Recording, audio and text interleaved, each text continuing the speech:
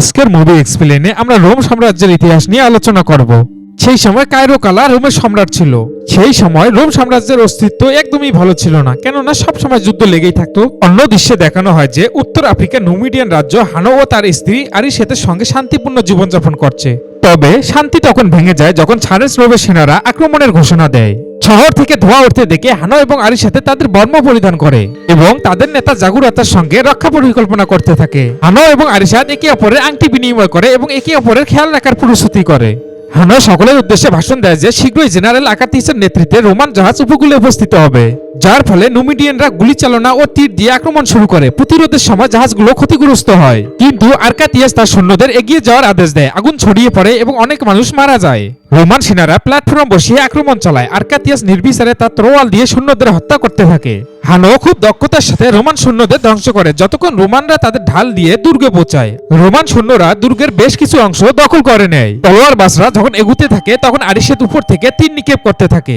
আরকাতিয়াস যখন দেখে তখন তাদের দিকে তীর নিক্ষেপ করতে বলে।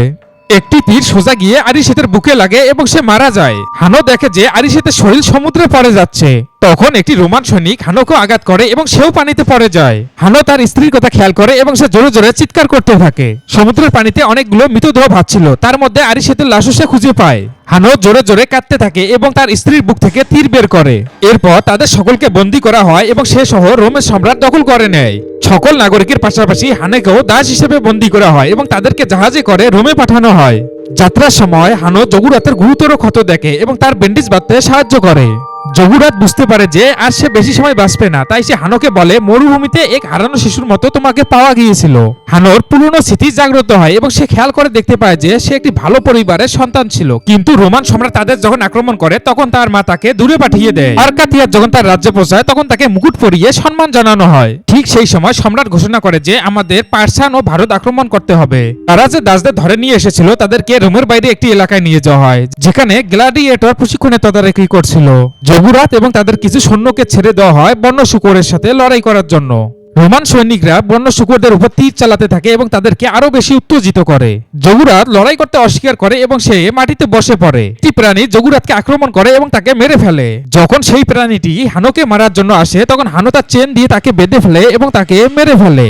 হানোর এইরকম প্রতিভা দেখে অনেকেই হানোকে ক্রয় করতে চায়। এরপর হানো এবং তার বন্ধুদের সেই ব্রাকে আবারও পাঠানো হয়, যেখানে আগে থাকা দাসগুলো সেই প্রাণীটির শব্দ নকল করতে থাকে এবং মজা করতে থাকে।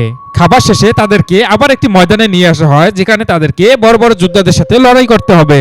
হানো লড়াই করতে অস্বীকার করে, কিন্তু গ্ল্যাডিয়েটর প্রশিক্ষক ভিগোকো হানোর সঙ্গে লড়াই করতে আদেশ দেয়। দুইজনের মধ্যে লড়াই চলতে থাকে এবং হানো জিতে যায়। কয়েকদিন পর হানো এবং অন্যান্য দাসদের রোম সাম্রাজ্যে নিয়ে আসা হয়। তারা রোমের সেই মূর্তিগুলো দেখে অবাক হয়, কিন্তু সড়কে সকল দরিদ্র মানুষদেরকে দেখেও হতবাক হয়। ম্যাক্রিনাথ থক্সের সঙ্গে দেখা করে এবং তাদের শর্তগুলোকে দ্বিগুণ করে। সম্রাট আকাতিয়াস ও লুসিলাকে প্রধান আসনে বসান এবং ভিড়ে জেনারেলের নাম ধরে চিল্লাতে থাকে। আকাতিয়াসের কিছু কথার পর দাসদেরকে সেই ময়দানে নিয়ে আসা হয়। হানোর দলের সঙ্গে একটি বিশাল দেহী গন্ডারের লড়াই চলতে থাকে।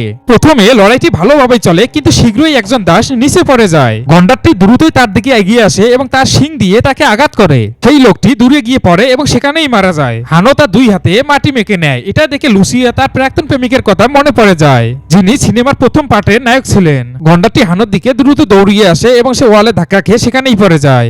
এরপর গ্লিসি ও হানোর মধ্যে বেশ লড়াই চলতে থাকে। গ্লিসিও অনেক ভালো যোদ্ধা ছিল, সে বড় বড় যুদ্ধে অংশগ্রহণ করছিল। এই লড়াই দেখে লুসিলা তার প্রাক্তনের কথা মনে করে কান্না করতে থাকে। এরপর গ্লাসিও হানোকে আঘাত করে এবং তাকে মাটিতে ফেলে দেয়। হানো অনেক বেশি আহত হয়ে পড়ে।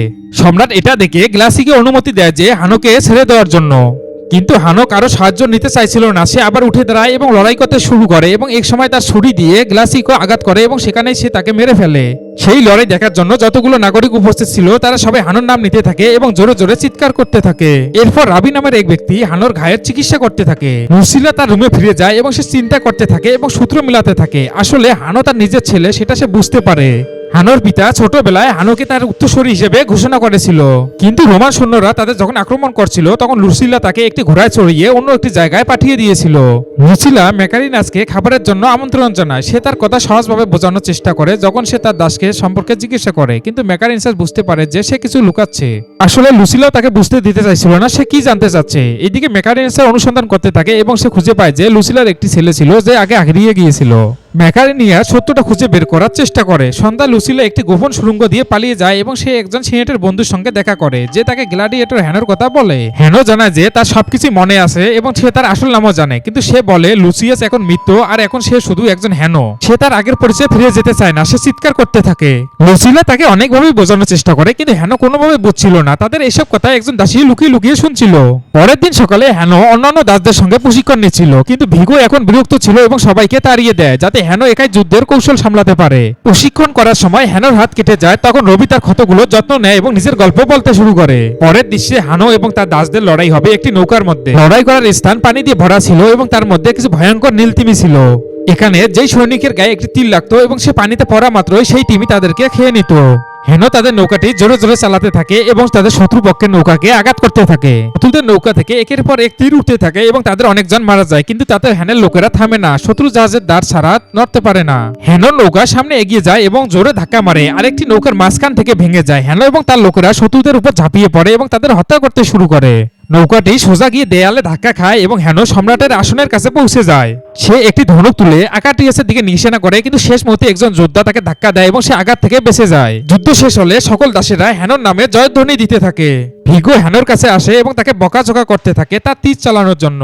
এর পরের দৃশ্যে দেখানো হয় যে লুসিলা সেই দাসী থক্সের কাছে সব গোপন কথা বলে দেয়। পরে ম্যাকারিনি থাস থক্সের বাড়িতে আসে। সে বলে এখন এই বাড়ি তার এবং সব টাকা নিয়ে যাবে, কিন্তু টাকার বদলে থক্স তাকে একটি গোপন তত্ত্ব দিয়ে মূল্য পরিশোধ করে। বিদ্রোহীদের পরিকল্পনা ছিল যমজ সম্রাটদের সরিয়ে দেবে, কিন্তু সেই পরিকল্পনা আপাতত স্থগিত করা হয়। সেদিন রাতে প্রসাদের কিছু সৈন্য লুসিলাকে তার বাড়ি থেকে ধরে নিয়ে যায়। গ্ল্যাডিয়েটর কক্ষে আর্কাটিয়াস ও তার লোকেরা গোপনে ঢুকে হ্যানোকে উদ্ধার করার চেষ্টা করে, কিন্তু সম্রাটের সৈন্যরা আগে থেকে সেখানে উপস্থিত ছিল। তারা তীর ছুলে আকাটিয়াসকে বন্দী করে ফেলে। গিটা তাদের বিশ্বাসঘাতকতার জন্য বকাঝকা করতে থাকে, কিন্তু আকাটিয়াস শুধু হাসতেই থাকে। গ্রাকাল্লা রেগে যায় এবং তার উপর আক্রমণ করতে চায়, কিন্তু গেটা তাকে থামিয়ে দেয় এবং বলে যে শাস্তি প্রকাশ্যে হওয়া উচিত। ম্যাক জানায় যে 14 সাধারণ শাস্তি হলো ফাঁসিতে ঝুলিয়ে হত্যা করা, কিন্তু আকাটিয়াস তো একজন বীর নায়ক। সম্রাট যদি চান যে নাগরিকরা তাদের সম্পর্কে ভালো ধারণা রাখুক, তাহলে আকাটিয়াসকে এরিনার পাঠানোর আরো ভালো সিদ্ধান্ত হবে। পরের দিন রাবি হ্যানোকে যুদ্ধ চ্যাম্পিয়ন স্মৃতিসৌধ দেখায়। সেখানে হ্যানো দেখতে পায় যে ম্যাক্সিমাসের নাম মুছে ফেলা হয়েছে, কিন্তু ম্যাক্সিমাসের কবরের ভিতরে তার বর্মা তলোয়ার এখনো যত্ন করে রাখা আছে এবং দেয়ালে লেখা ছিল এই জীবনে আমরা যা করি তার প্রতিধ্বনি অনন্তকালের পরে শোনা যায়। পরের যুদ্ধের দিনে প্রধান আসনগুলো রক্ষার জন্য অতিরিক্ত সৈন্য মোতায়েন করা হয় এবং লুসিলাকে শিকলে বেঁধে রাখা হয়। এবার প্রথম যোদ্ধা হিসেবে মাঠে নামা হয় আর্কাটিয়াসকে। সে সৈনিকদের সঙ্গে লড়াই করতে শুরু করে। এত সৈন্যের বিরুদ্ধে লড়াই করা সহজ ছিল না, কিন্তু সে আসলে একজন অসাধারণ যোদ্ধা ছিল। পরের দৃশ্যে হানোকে সেই যুদ্ধের ময়দানে উপস্থিত করা হয়। এখন সেখানে থাকা সকল দর্শক হতভম্ব হয়ে যায় যে আসলে তারা কাকে সমর্থন করবে। তাদের দুজনের মধ্যে লড়াই চলতে থাকে এবং আর্কাটিয়াস হানোকে বলে যে আমি তোমার আসল পরিচয় জানি। এরপর সে আত্মসমর্পণ করে এবং নিচে বসে পড়ে। আর্কাটিয়াস হ্যানোকে বলে আসলে এই সাম্রাজ্যে তুমিই আসলে উত্তরসূরি। হঠাৎ রাজা উঠে দাঁড়ায় এবং আর্কাটিয়াসকে মারার জন্য বলে। সেই ময়দানে উপস্থিত থাকা সকল সৈন্য তাদের ধনুক বের করে এবং তাদের উপর তীর চালাতে থাকে। তীর সোজা গিয়ে আর্কাটিয়াসের বুকে লাগে এবং সে সেখানেই মারা যায়। সেইখানে উপস্থিত সকল জনতা উত্তেজিত হয়ে পড়ে এবং হ্যানো সম্রাটকে মেরে ফেলে এবং তার রাজ্য দখল করে নেয়।